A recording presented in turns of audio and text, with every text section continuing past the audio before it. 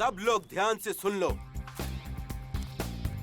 ये हैंडगन तो ठीक है, लेकिन ये हाई रेंज की गोलियां हम इस्तेमाल नहीं कर सकते, क्योंकि ये गोलियां सरहद पर सोल्जर्स इस्तेमाल करते हैं और शूटिंग रेंज के खेल में हाई रेंज की गोलियां इस्तेमाल करना गैर कानूनी है और हम कानून के लफड़े में नहीं पड़ना चाहते।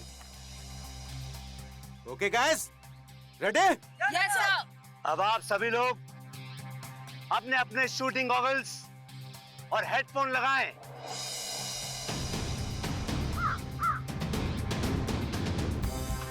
अब आप सभी लोग अपने अपने बंदूक उठाएं और अपने कंधे से लगाएं। आंख टारगेट पे और हाथ ट्रिगर पे, और जब मैं 3 बोलूं तो आप फायर कर देना। देखता हूं कौन कितना बड़ा निशानेबाज है। 1 2 3।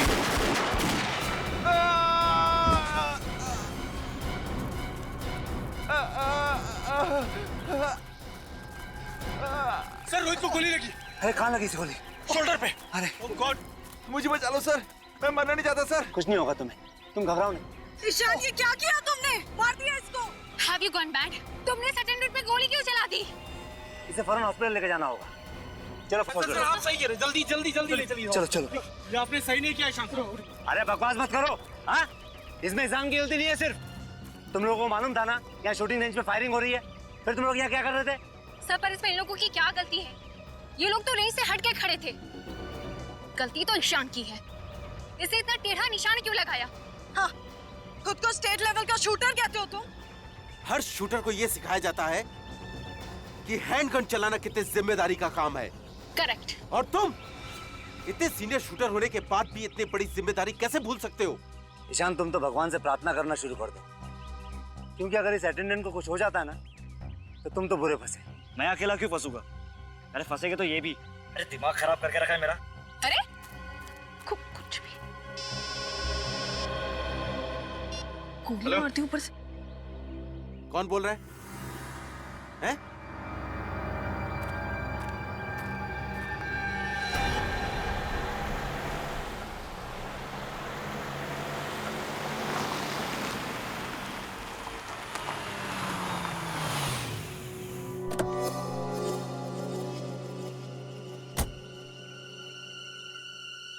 हेलो। हेलो, लेट क्यों हुआ? लेट क्यों हुआ? रास्ते में ट्रैफिक बहुत था, आ गया हूं ना। अंदर आ जाओ। अंदर? मैं अंदर आ गया हूं। सामने एक रूम दिख रहा है? हाँ दिख रहा है।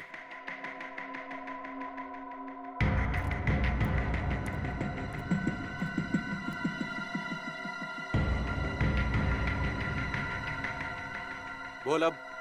सामने टेबल पर एक फोन रखा है। जब तक इसकी घंटी नहीं बजती हिलना नहीं यहाँ से। ए सुन, तू मेरे साथ क्या कठपुतली का गेम खेल रहा है? ए, जितना बोलता हूँ उतना कर। अपना मोबाइल फोन निकाल के रख बाहर।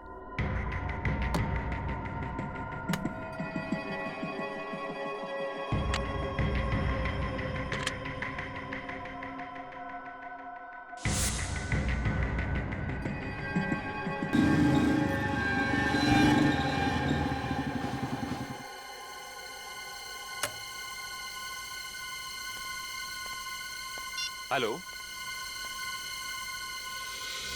हाँ,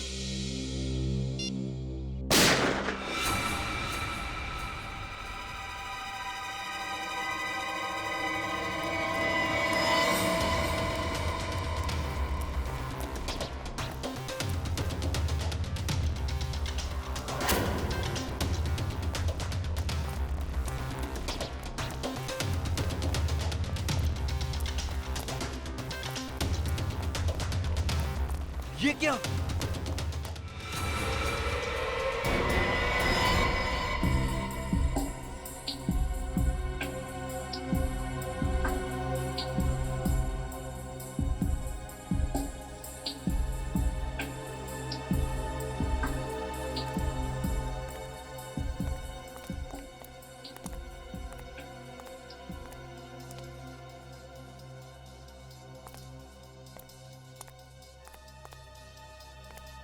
तुम यहाँ क्या कर रहे थे?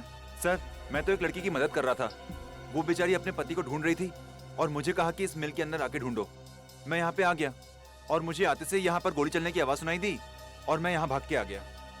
जब तुम यहाँ पे आए थे तो इन दोनों लाशों के अलावा किसी और को भी देखा था? नहीं सर। आप जानते हैं कि ये दोनों कौन है? सर पता नहीं सर। आप इस मिल के मालिक हैं और आप जानते नहीं कि ये दोनों अंदर कैसे आए? हाँ? सर यही तो मैं भी सोच रहा हूँ, इनको मरने के लिए मेरा ही मिल मिला था क्या? खामखा मुझे परेशानी में डाल दिया। और सर ये मिल तो 5 साल से बंद है और यहाँ कोई आता जाता भी नहीं है और ये फ़ोन भी बंद पड़ा हुआ है।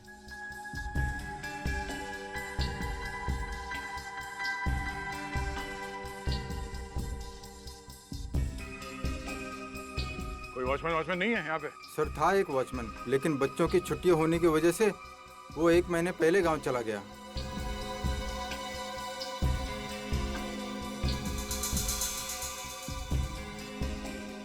दया, हाँ सर। दया, जिस तरीके से ये लाशें पड़ी हुई हैं और जैसे गोली लगी है इस आदमी को, लगता है उस औरत ने ही गोली चलाई है इस पर। और उसके बाद इस औरत ने आत्महत्या कर ली। तो क्या इन दोनों को गोलियां उसी गन से लगी हैं? अब ये तो बैलिस्टिक रिपोर्ट के बाद ही पता चलेगा। सर एक और बात समझ में नहीं आ रही। अगर उस औरत को इस आदमी को मारकर आत्महत्या ही करनी थी तो इस मिल में ये टेबल, कुर्सी, फोन, इस सब का इंतजाम क्यों किया होगा? ये वैलेट मिला इसके पास। इस आदमी का नाम ज्ञान है सर, जू में रहता है। और इस औरत की तस्वीर इसके वॉलेट में है सर। सर कहीं ये प्यार का मामला तो नहीं? हो सकता है, पर उसके लिए ये सब तामझाम करने की क्या जरूरत थी? सर एक और बात, मैंने इस ज्ञान का मोबाइल फोन चेक किया। इसमें आखिरी 15 कॉल्स किसी प्राइवेट नंबर से आए हैं। प्राइवेट नंबर से? इस ज्ञान का इतिहास निकालना पड़ेगा, तभी पता चलेगा कि वो औरत है कौन और उसने इसे क्यों मारा। आप लोग इन्हें पहचानते हैं? ज्ञान जी? नहीं सर, ये नहीं हो सकता सर। इन्हें किसने मार दिया? इनकी तो किसी से कोई दुश्मनी भी नहीं थी। ये कौन है? जी ये रूपल जी हैं, ईशान की मम्मी। आप में से कोई बता सकता है कि ज्ञान जी और रूपल जी के बीच में क्या संबंध है?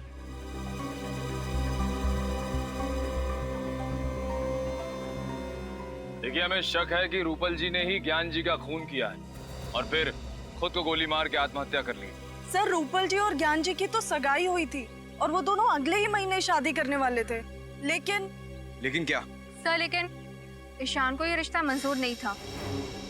ये ईशान का है? जी वो रहा।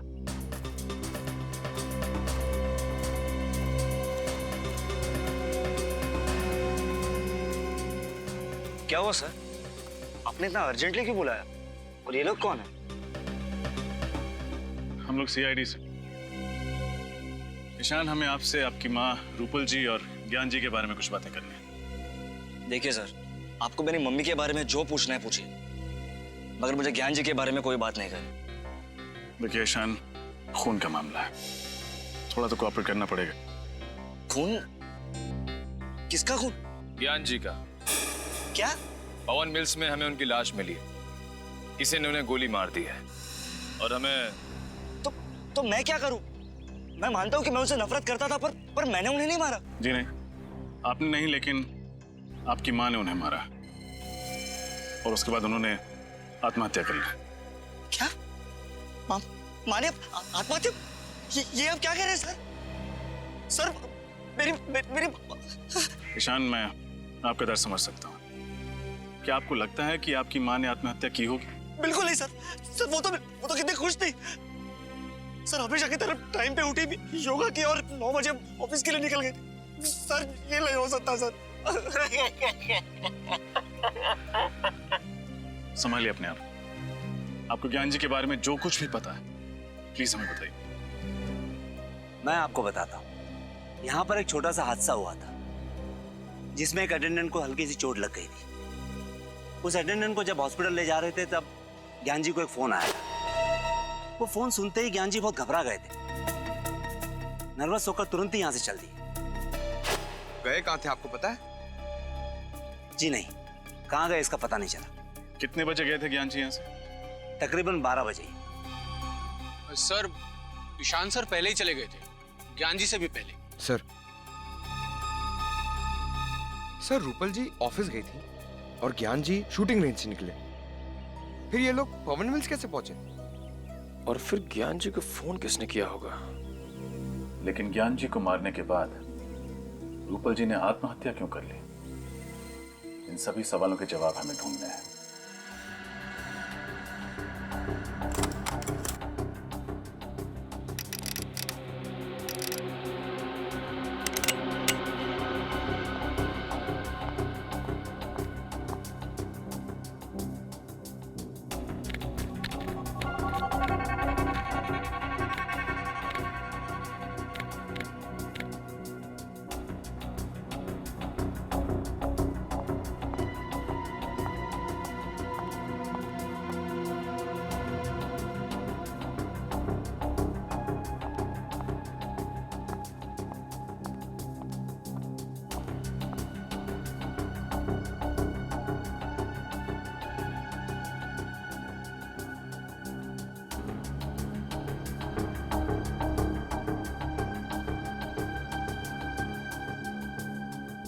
फाइल संभाले ना, मैं फायर करने जा रही हूँ।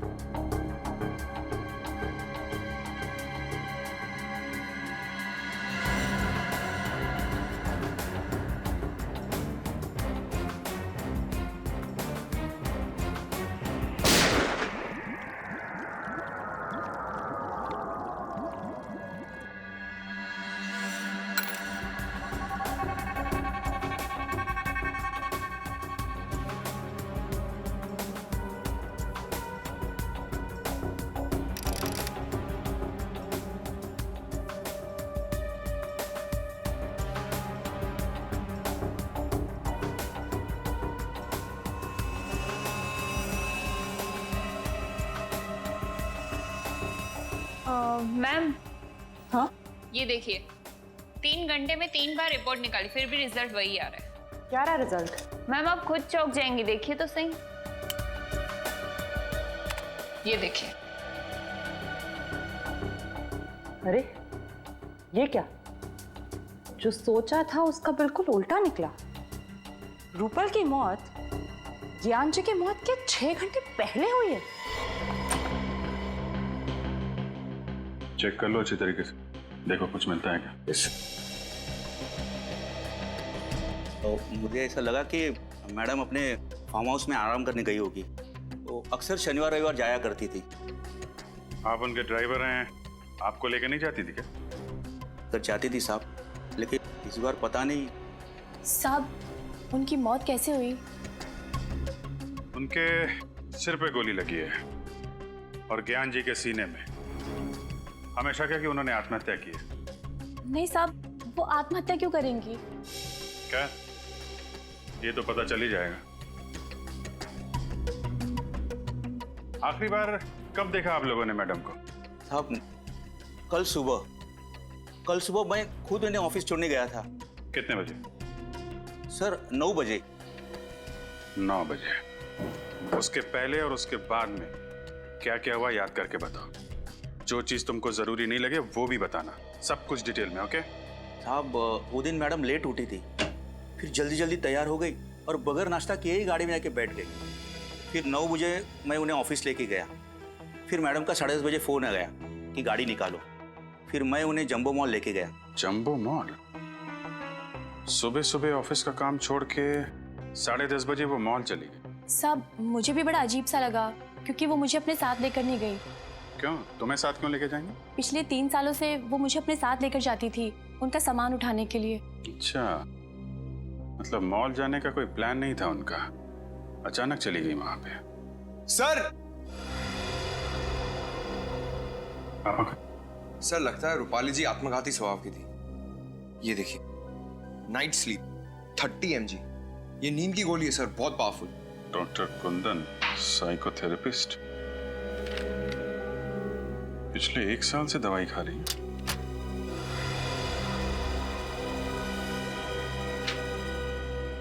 इधर आओ। ये रूपल मैडम किस चीज की दवाई खा रही थी? क्या बीमारी थी? अक्सर उन्हें मिर्गी के दौरे पड़ते थे, लेकिन 6 महीने से उनकी हालत में काफी सुधार था। सर सही देखिए, रूपल जी के लॉकर में पिस्टल मिली, लाइसेंस के साथ। License pistol? इसका मतलब रूपल जी ने आत्महत्या नहीं की? सर मैं कुछ समझा नहीं। अगर उन्हें आत्महत्या करनी होती तो अपनी पिस्टल से करती ना, या अपने घर में करती। घर से इतनी दूर मिल में जाके आत्महत्या क्यों करेंगे? सर हो सकता है रूपल ज्ञान जी को मारना चाहती थी, इसलिए इतनी दूर मिल में गई। ज्ञान जी को भी मारने के लिए अपनी पिस्टल साथ में लेके जाती विनीत। ये मामला कुछ और ही है। सर आपको किस पे शक है? फिलहाल तो सारी कड़ियां बिखरी हुई हैं। शॉपिंग मॉल, नींद की गोली, डॉक्टर का प्रिस्क्रिप्शन और लाइसेंस्ड गन। इन कड़ियों को जोड़ने पे ही पता चलेगा ज्ञान जी और रूपल जी के साथ क्या हुआ था। सर ज्ञान जी और रूपल जी दोनों टॉक नाउ कंपनी का मोबाइल यूज करते थे और मोबाइल कंपनी के मैपिंग के हिसाब से रूपल जी कल दोपहर 1 बजे जंबो मॉल में थी पंडारा रोड पर, और तब से उनका मोबाइल ऑफ आ रहा है। और ज्ञान जी? सर ज्ञान जी की लोकेशन ये देखिए सर। हाँ, 1 बजे शूटिंग रेंज से निकले और 2:30 बजे पहुंचे पंडारा रोड, और वहां से सीलिंग होते हुए बांद्रा लिंकिंग रोड से जूहू सर्कल पहुंचे 5 बजे, और 5:30 बजे वहां से निकलकर 6:30 बजे पहुंचे पवन मिल। और 6:30 से 6:45 तक ये किसी से फोन पे बात कर रहे थे, किसी प्राइवेट नंबर पे। उसके बाद इनका फोन बंद हो गया। सर क्योंकि उसी दौरान उनकी मौत हो गई थी। मतलब ज्ञान जी और रूपल जी दोनों अलग अलग टाइम पे पंडारा रोड पहुंचे थे। सर ये भी तो हो सकता है कि ज्ञान जी भी जंबो मॉल ही गए हो। हम अगर क्यों और किससे मिलने? और वो आखिरी कॉल किस अनजान शख्स का था जिससे ज्ञान जी ने इतनी लंबी बात की।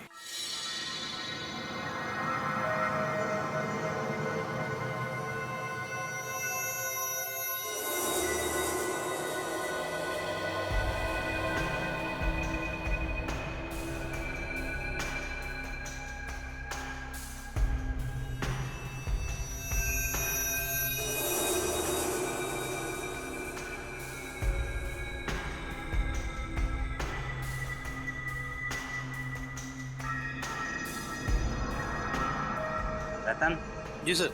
आज हमें किसी भी हालत में स्टॉक्स की पूरी डिटेल मैनेजर को देनी है। जी सर। एक्चुअली में ये काम पिछले हफ्ते ही हो जाना चाहिए था, पता है तुम्हें? Sir I am sorry sir, मेरी तबीयत खराब हो गई थी, इसके लिए मैं नहीं आ पाया था सर। जानता हूँ मैं। अब ऐसा करो, जल्दी जल्दी बताओ कौन कौन सी गोलियाँ स्टॉक में हैं और कितनी हैं।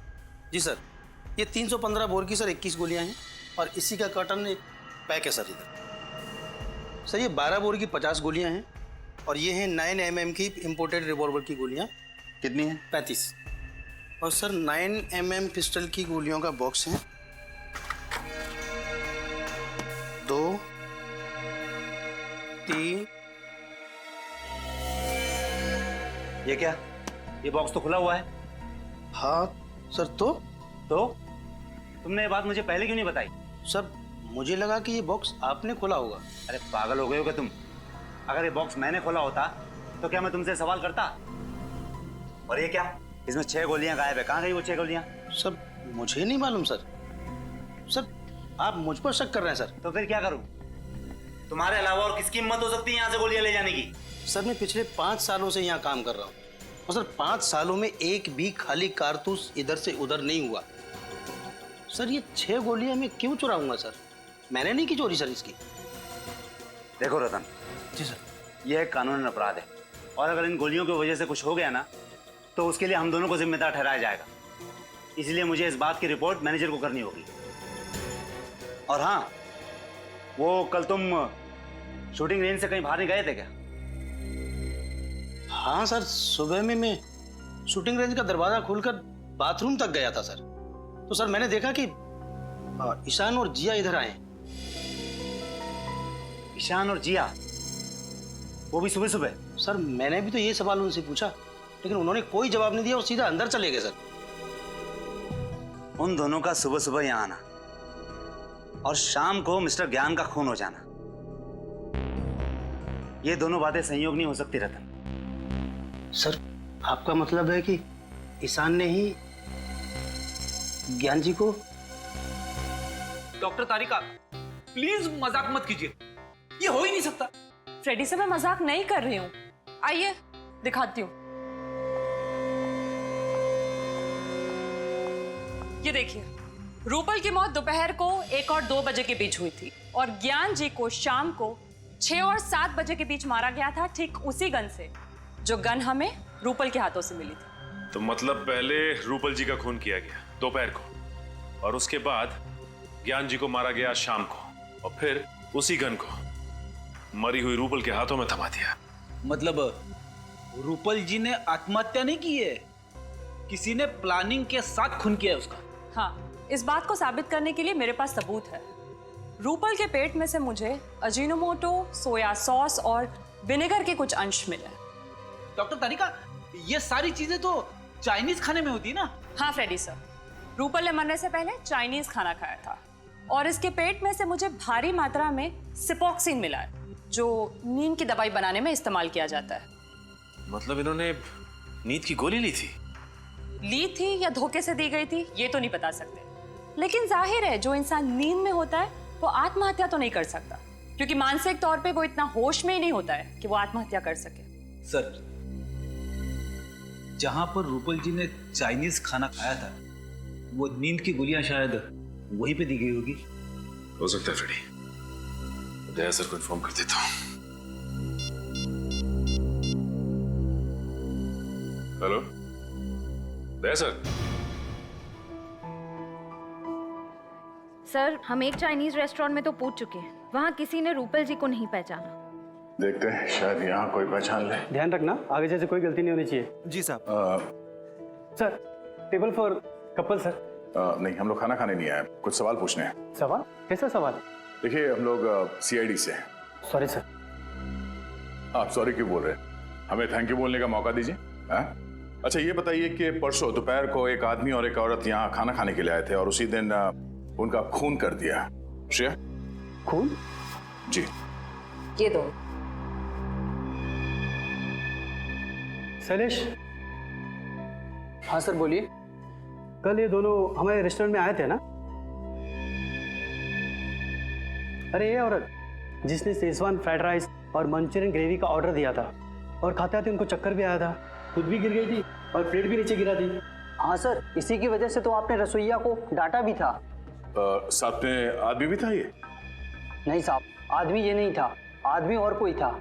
30-32 साल उम्र होगी और पढ़ा लिखा लग रहा था। वो दोनों कितने बजे आए थे? करीब 12 बजे।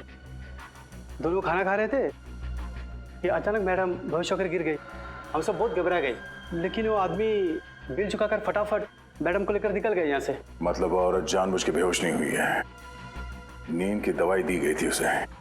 पेमेंट कैसे किया इन लोगों ने? क्रेडिट कार्ड से सर। क्रेडिट कार्ड से? क्रेडिट कार्ड की डिटेल चाहिए हमें जल्दी। ये गोली आप लोगों में से कोई पहचानता? यह है बैलिस्टिक रिपोर्ट। जो 6 गोलियां शूटिंग रेंज से गायब हुई हैं, ये उनसे मैच करती है।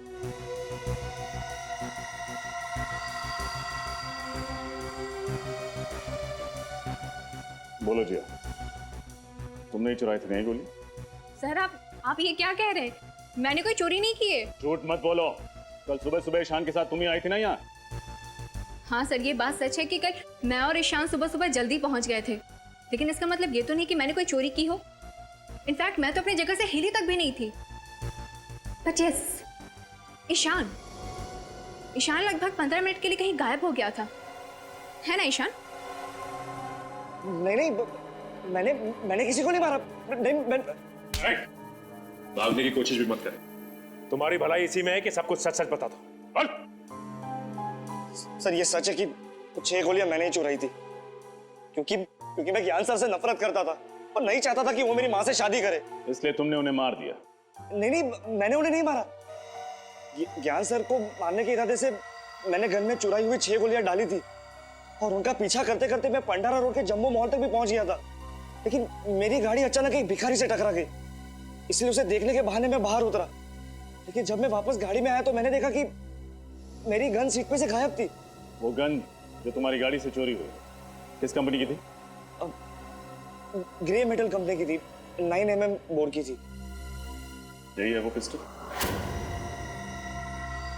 हाँ सर, यही गन थी। यही गन तो रूपल जी के हाथ में मिली थी। झूठ बोल रहा है सर ये। खून करने के बाद ये गन इसी ने वहां रखी थी और ये भिखारी वाली कहानी भी रची हुई है। ईशान, जब तक ये केस सॉल्व नहीं हो जाता तुम हमारी हिरासत में रहोगे, समझे? डॉक्टर कुंदन है क्लिनिक में? डॉक्टर कुंदन तो आज नहीं है। यही उम्मीद थी। कहाँ है इस वक्त? सीआईडी? क्या किया है डॉक्टर कुंदन ने? कल दोपहर 12:30 बजे पंडारा रोड के जंबो मॉल में एक चाइनीज रेस्टोरेंट में रूपल जी के साथ खाना खा रहे थे। सर, रूपल जी तो उनकी पेशेंट है और अगर उनके साथ खाना खाया भी है तो क्या हुआ? क्योंकि खाना खाने के 1 घंटे बाद रूपल जी की मौत हो गई। क्या? तुमने आखिरी बार डॉक्टर कुंदन को कब देखा था? सर, परसों शाम को, और हमेशा की तरह वो अपना आखिरी पेशेंट अटेंड करके चले गए थे और मैंने ही क्लिनिक बंद किया था। मतलब क्लिनिक की 2 चाबियां हैं, एक आपके पास रहती है, एक डॉक्टर कुंदन के पास। जी सर, और बल्कि मैंने भी सर का काफी फोन ट्राई किया पर सर का फोन बंद था। और अगर फोन बंद है तो उन्होंने रूपल जी को रेस्टोरेंट कैसे बुलाया? केबिन कहाँ है उनका? जरा दिखाइए।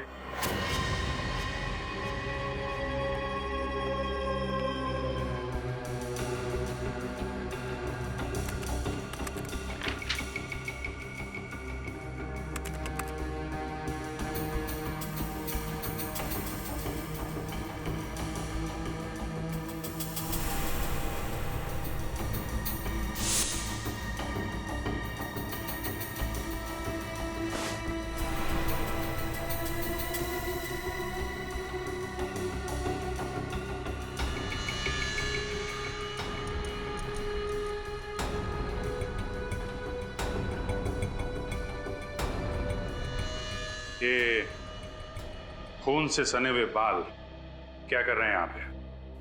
सर मुझे कुछ नहीं मालूम, बल्कि मुझे तो सर के केबिन में आने की परमिशन तक नहीं थी। मिशन नहीं थी?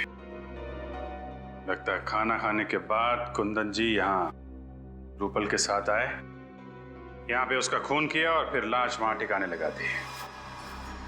सर, आपका अंदाजा ठीक निकला सर। ये देखिए, लेडीज सैंडल और खून में सने हुए ग्लव्स। ये तो रूपल जी के हैं। आपको कैसे मालूम?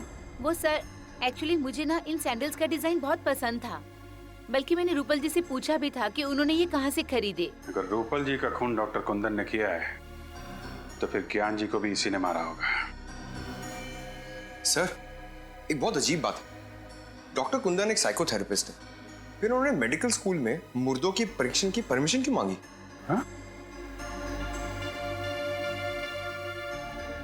डॉक्टर कुंदन तो जिंदा लोगों के दिमाग का इलाज करते हैं, तो फिर मुर्दा घर में मुर्दों से क्या बात करने गए थे? चाहता क्या है ये आदमी?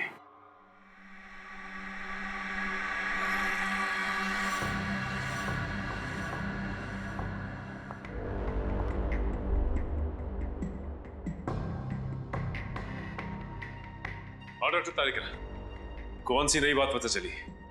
सचिन, मैं ये बताना चाहती हूँ कि ज्ञान जी का खून जिसने भी किया है, मगर गोली उतनी ही दूरी से चलाई गई है जहां पर रूपल बैठी थी मरी हुई। ये कैसे बता सकती हैं आप? ट्रेजेक्टरी टेस्ट के द्वारा। आइए सर,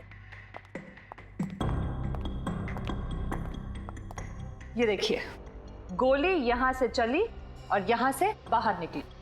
डमी के अंदर जो होल है उसकी गोलाई भी उतनी ही बनाई गई है जितनी कि उस गोली की थी, 0.9 mm। अब मान लीजिए मैं रूपल हूं। रेडी सर, जरा प्लीज लाइट ऑफ करेंगे? यस। जब रूपल हमें मिली मरी हुई तब उसके हाथ में गन इस तरह से थी।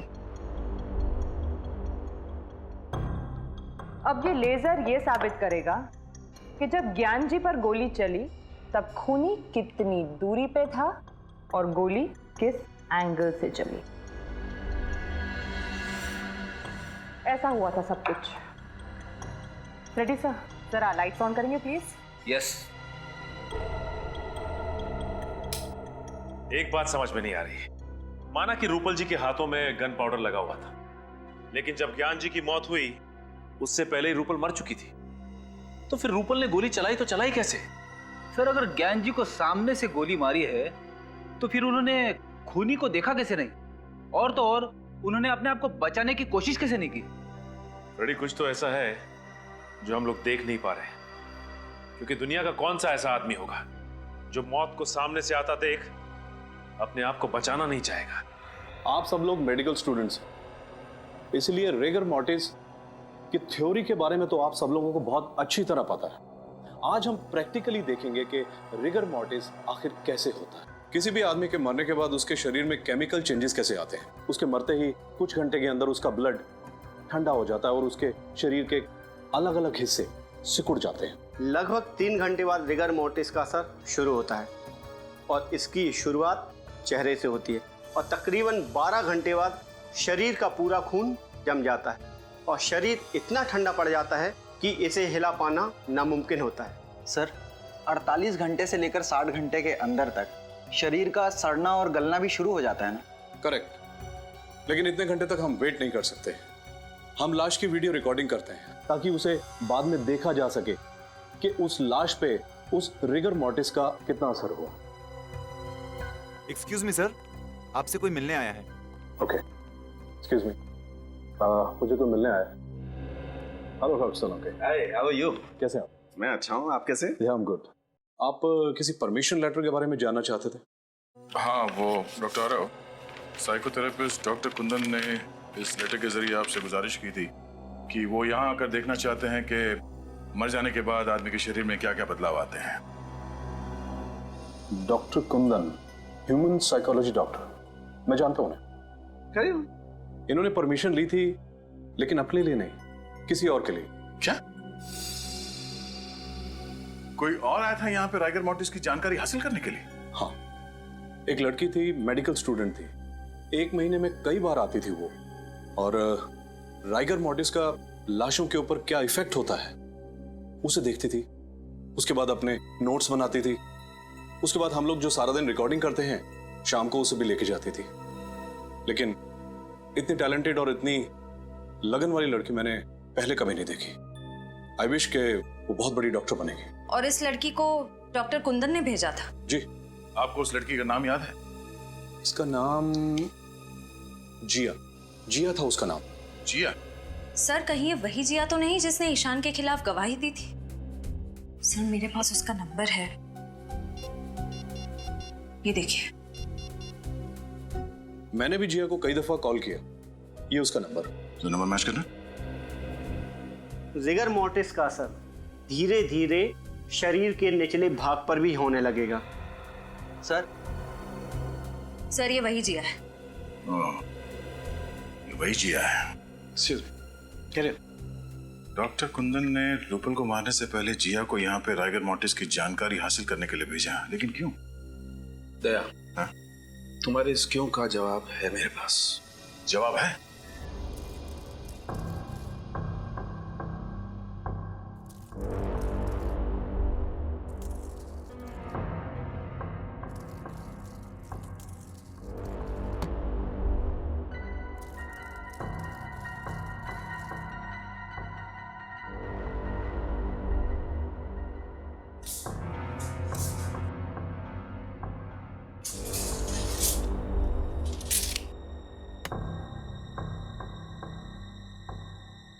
तो सब कुछ वैसे के वैसे ही सेट हो गया है जैसे कि लाशें हमें मिली थी। गुड। अब एक काम करो, तुम श्रेया के साथ लाश को ले आओ। चलो।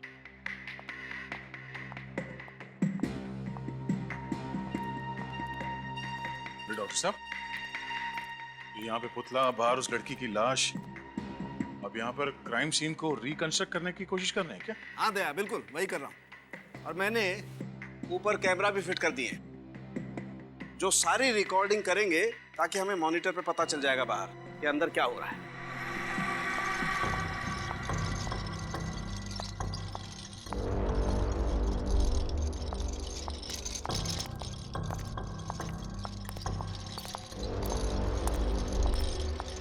सालों के सर, इस औरत की लाश का क्या करेंगे आप? अभी पता चल जाएगा श्रेया। तुम एक काम करो, इस लाश को उस कुर्सी पर ठीक वैसे ही बैठा दो जैसे रूपल की लाश मिली थी। ओके। और जल्दी करो, इसे मरे हुए 2 घंटे 45 मिनट हो चुके हैं। 15 मिनट में रायगर मोल्ट्री सेट हो जाएगा। Quick, fast. Okay. Good.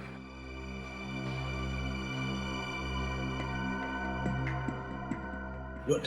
Tarika, अब तुम एक काम करो, बाहर जाकर के मॉनिटर चेक करो, देखो कि सारे कैमरा सही तरीके की रिकॉर्डिंग कर रहे हैं या नहीं।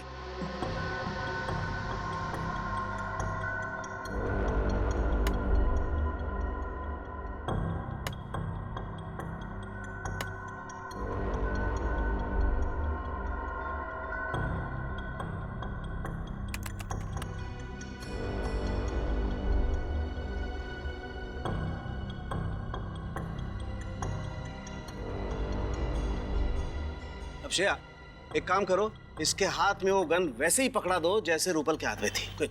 सर। और ध्यान से श्रेया, गन में गोलियां भरी हुई हैं।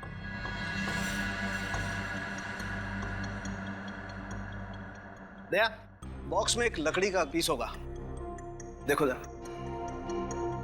ये हाँ।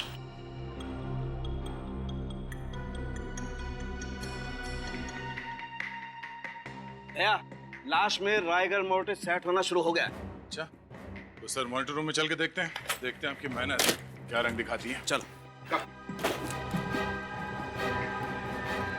दया, जैसे जैसे रायगर मोर्टिस लाश के चेहरे से उसके हाथों पर आता जाएगा, वैसे वैसे खूनी का चेहरा आईने की तरह साफ होता जाएगा। सर, जब ज्ञान जी को गोली लगी थी उस वक्त रूपल जी की मौत को करीब 6 घंटे हो चुके थे, तो क्या हमें और 3 घंटे इंतजार करना पड़ेगा? इंतजार तो करना पड़ेगा दया, खूनी के दिमाग को परखना है तो थोड़ा इंतजार तो करना पड़ेगा। क्या सोच रहे हैं सर? श्रेया, अगर ये खून पहले से प्लान था तो हो सकता है कि चिंटू को यहाँ पे जानबूझ के भेजा गया हो।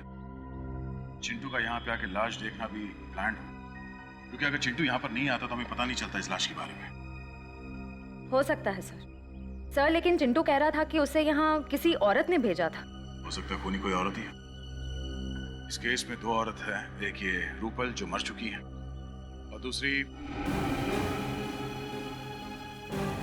ओह नो, इस चिंटू को फौरन यहाँ बुला।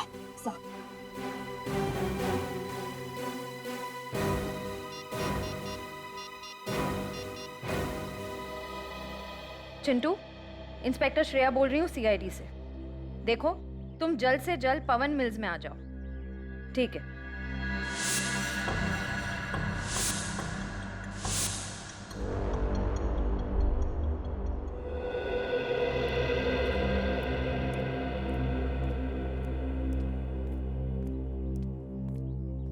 मैंने कुछ नहीं किया सर, मैंने जो कुछ देखा था आपको बता दिया। देखो चिंटू, घबराओ मत। तुमने बताया कि एक लड़की तुम्हें यहाँ पे लेके आई। जी सर। उस लड़की को देखोगे तो पहचान लोगे? हाँ? क्या ये लड़की थी वो? सर ये वही है सर। पक्का यही थी वो? यही है। इसका मतलब दोनों खून के पीछे जिया है।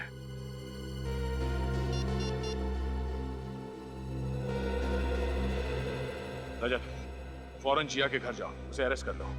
अब वही बताएगी कि यहाँ इस फैक्ट्री में हुआ क्या था।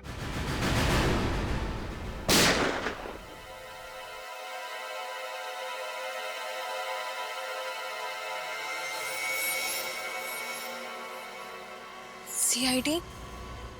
वो भी इस वक्त? जिया जी, इतनी रात को आप शूटिंग रेंज में हो सकती हैं, तो हम क्यों नहीं? क्या मतलब क्या है आपका? मतलब ये कि आप एक मेडिकल स्टूडेंट हैं और एक मेडिकल स्टूडेंट को गन्स और गोलियों में दिलचस्पी। क्यों? मुझे शूटिंग का शौक नहीं हो सकता है क्या? हो सकता, लेकिन मुर्दा घरों में जाकर रेगा मोटिस की पढ़ाई करना, ये बात कुछ हजम नहीं हुई। पवन मिल्स में एक आदमी को भेजना ताकि वो गोली की आवाज सुन के सीआईडी को खबर कर सके, ये बात भी कुछ हजम नहीं हुई जिया जी। मतलब आप लोगों को सब पता चल गया? जी हाँ, और हम ये भी जानते हैं कि तुम्हारे साथ एक और आदमी भी है जो तुम्हें ये सब काम करवा रहा है। बताओ कौन है वो? जी वो मैं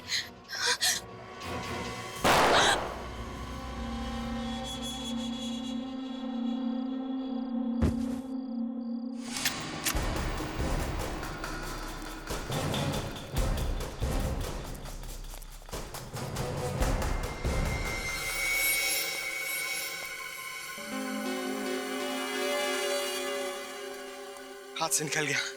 हाथ से निकल गया, लेकिन सीआईडी के शिकंजे से नहीं निकल पाएगा। ये देख।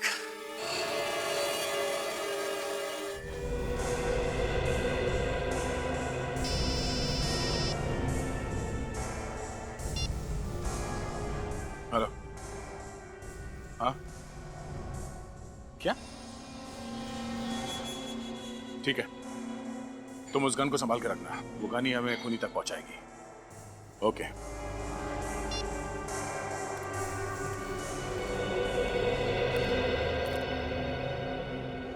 क्या हुआ सर? किसी ने जिया पे हमला कर दिया। क्या? यानी खूनी कोई और ही है? हाँ डॉक्टर साहब, और कितना वक्त लगेगा? बस 5 मिनट दया। 5 मिनट के अंदर ये रायगर मोर्टिस इसके हाथों पे सेट होना शुरू हो जाएगा बस।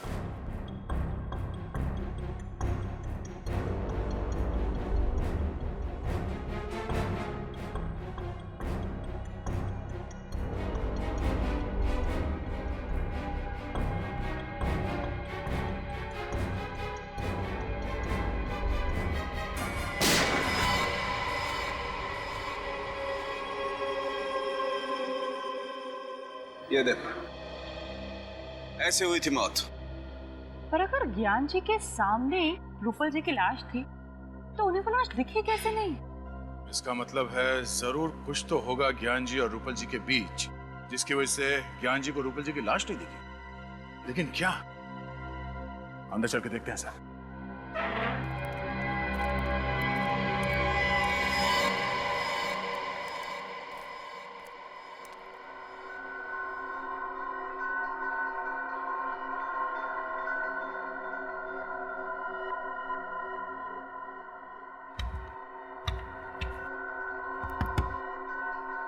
तो ये देखिए,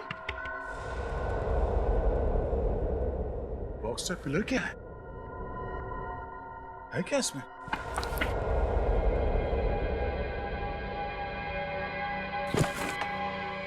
अरे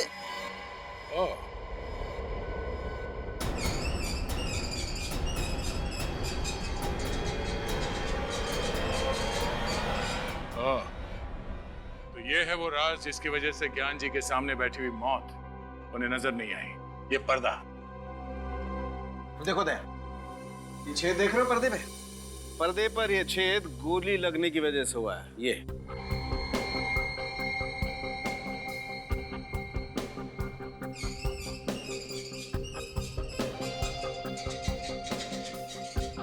सर इस तरफ बैटरी और सेंसर भी लगा हुआ है। बैटरी और सेंसर? ओह, यानी कि जैसे ही गोली चली इस पर्दे पे झटका लगा और उस सेंसर को पता चल गया और ये पर्दा बंद हो गया। इसीलिए जब हम लोग यहाँ पर आए थे तो हमें ये पर्दा नहीं दिखा। तो शायद जब ये गोली चली ज्ञान जी के ऊपर, खूनी यहीं पर था। तो सोच समझ के प्लानिंग की है उसने। मगर सर ये किसका काम हो सकता है? वही जिसे गन्स, गोलियां और राइगर मोर्टिस की बहुत अच्छी जानकारी है, और वो एक ही आदमी हो सकता है।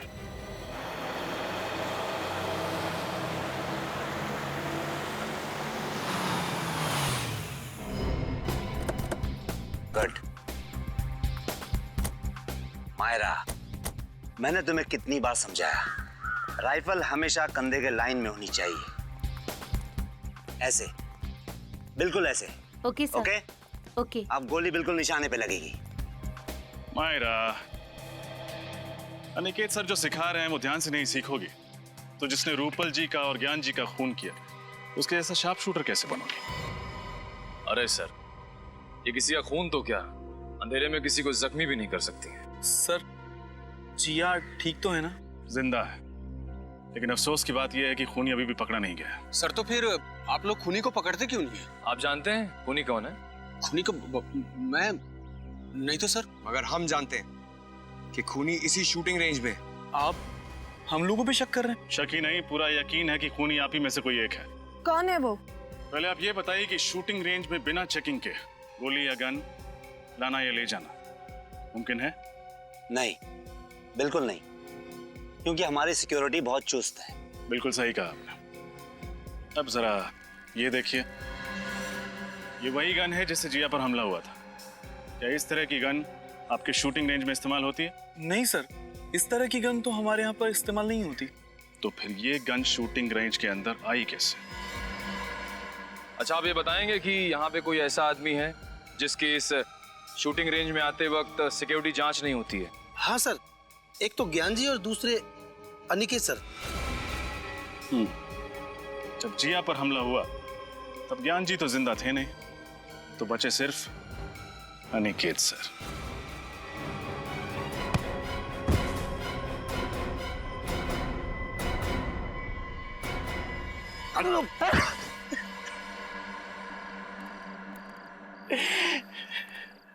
हाँ, मैं खूनी हूं।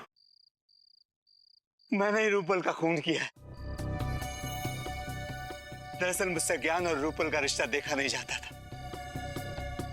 मैं रूपल को तब से चाहता था जब वो मेरे साथ कॉलेज में पढ़ा करती थी। बहुत प्यार करता था मैं उससे, लेकिन उसने किसी और से शादी कर ली। और उसके गम में मैंने भी कसम खा ली कि मैं सारी जिंदगी कुंवारा रहूंगा।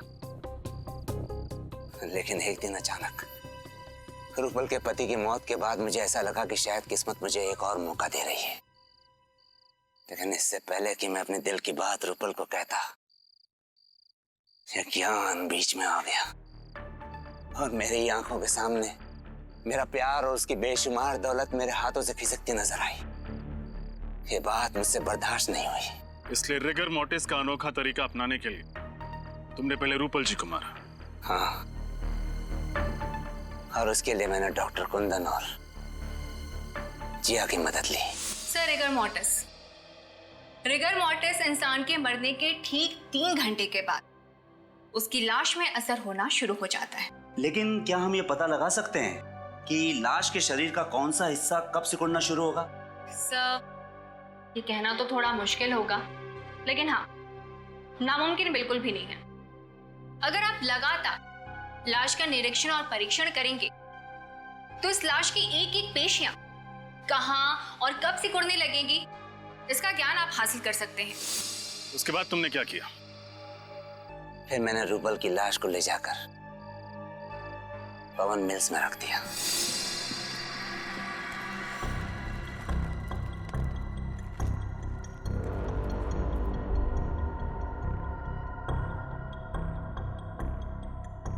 मेरा काम तो हो गया, अब तुम्हारी बारी। तुम देखते रहना डॉक्टर, मेरा वार भी खाली नहीं जाएगा। अब ऐसा करो डॉक्टर, तुम इस पिस्तौल को रूपल के दाहिने हाथ में रख दो। क्योंकि अभी तक रिगर मोर्टिस शुरू नहीं हुआ है, इसलिए पिस्तौल वाला हाथ दाहिनी ओर मुड़ जाएगा। तुम कहते हो तो मैं मान लेता, लेकिन मुझे यकीन नहीं हो रहा है कि तुम्हारा प्लान कामयाब होगा। अभी देखो डॉक्टर,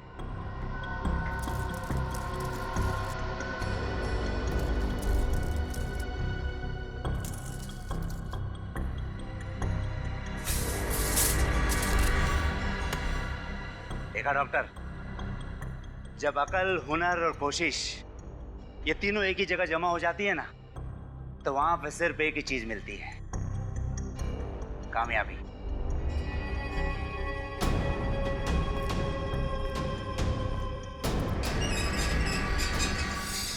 अब आप ये बताने का कष्ट करेंगे कि डॉक्टर कुंदन कहाँ पे है? वो मेरे घर पर है, मैंने उन्हें नींद का इंजेक्शन दिया है। अनिकेत, दौलत की लालच ने तुम्हें अंधा बना दिया। 2-2 खून कर डाले तुमने, इसकी तुम्हें एक ही सजा मिलेगी, फांसी। For more updates, subscribe to our channel, click the show links and enjoy watching the videos.